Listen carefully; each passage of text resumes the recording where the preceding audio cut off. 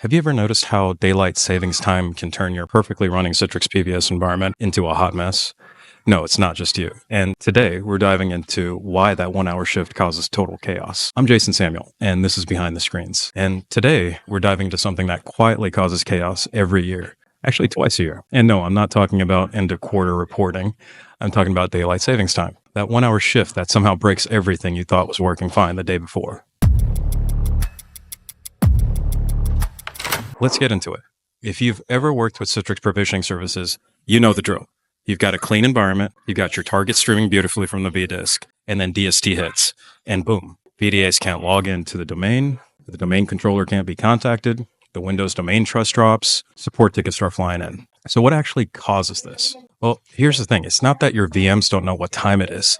It's that they think they do until Windows checks in with NTP and goes, whoops. At boot time, the virtual machine pulls local time from the hypervisor's real-time clock, the RTC, which is not in UTC. Meanwhile, Windows is reading time zone info from the registry, calculating UTC from that local time, and mismatch.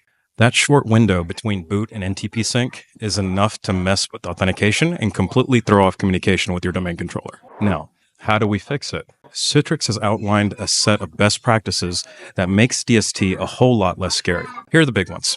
Understand the root cause. It's the difference in how hypervisors and the Windows OS interpret time, particularly around DST. Avoid using automatically adjust clock for DST on shared vDisks. Citrix recommends disabling this option on the image used by all your targets. Why? Because time adjustment should be handled through group policy or scripts after boot, not mid-flight during streaming.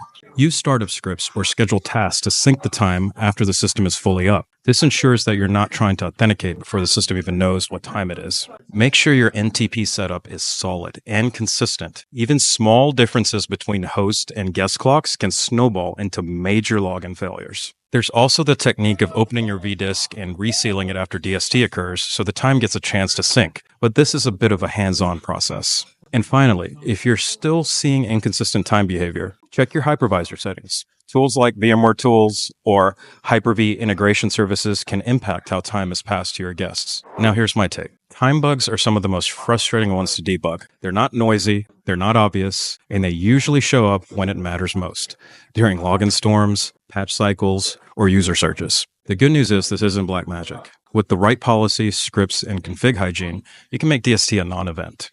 And honestly, that's a huge win. Citrix laying out these best practices helps shift the conversation from reactive firefighting to proactive design.